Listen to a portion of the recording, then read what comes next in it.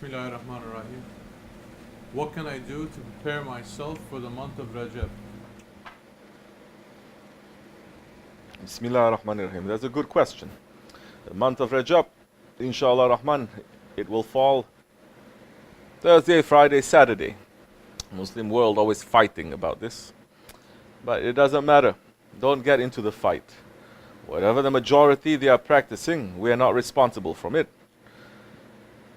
Whether it's right or it's wrong, the majority practicing it, if you're in the majority, is okay. Now, the month of Rajab is the month of Allah.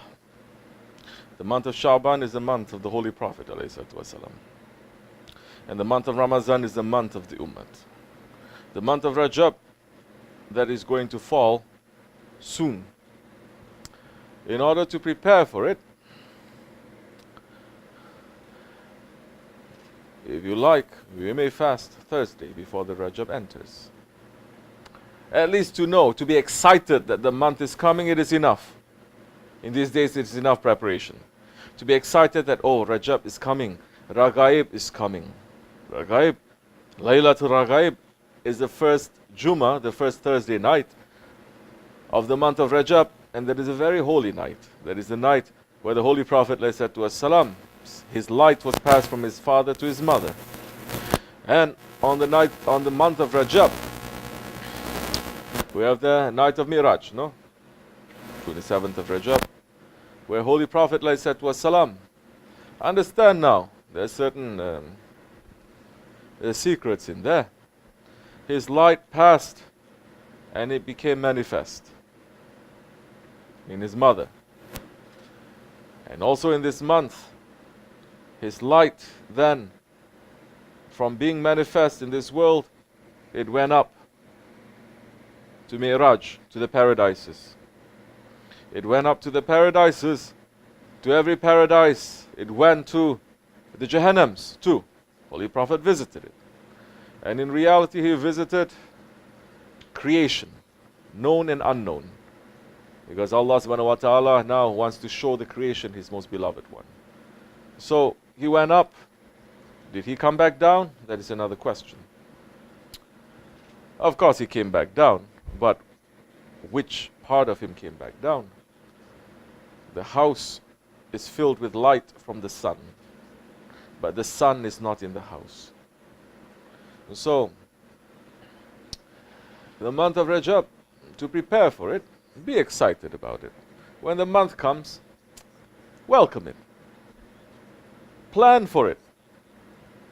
How are you going to plan for it? The way that you plan for your dunya. If you say, oh, I have Labor Day weekend that is going to come. How am I going to plan for it? I'm working the whole year. Now I have to plan for it. I'm going to get up. I'm going to have nice breakfast. I'm going to do this. I'm going to visit some people. This is the month of Rajab.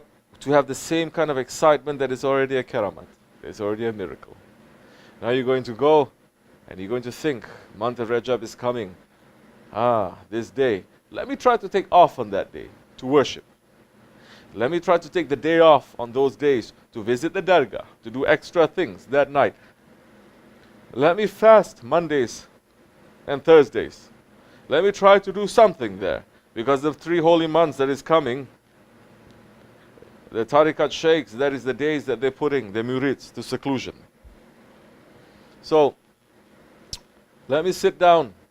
Instead of going through the seclusion, let me sit down during the time of Asr and Maghrib for a while to sit and just to say Allah.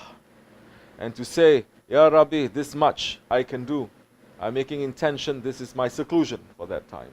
And we may get the reward of that seclusion. Easy in these days. Naqshbandi way is easy with the things that we are going to do. What is difficult is on our ego. Understand?